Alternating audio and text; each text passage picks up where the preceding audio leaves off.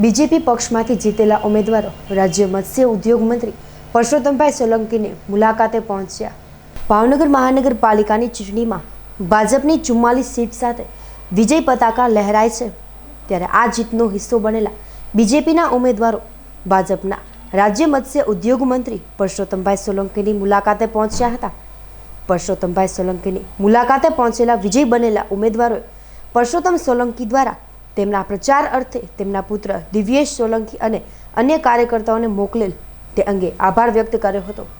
ભાવનગરના જે જીતેલા નગરસેવકો એમને હર્ષ અને આનંદ હતો, એટલે એ લોકો મારા આગળ આવ્યા અને મને શુભેચ્છા પાઠવી અને મને કીધું કે તમારા વતી તમારે માણસો જે મોકલ્યા અને તમારો દીકરો દિવેશ આ બધા હારે રખડી ફરી અને જે પ્રચાર કર્યો એના હિસાબે આ રિઝલ્ટ આવ્યું છે।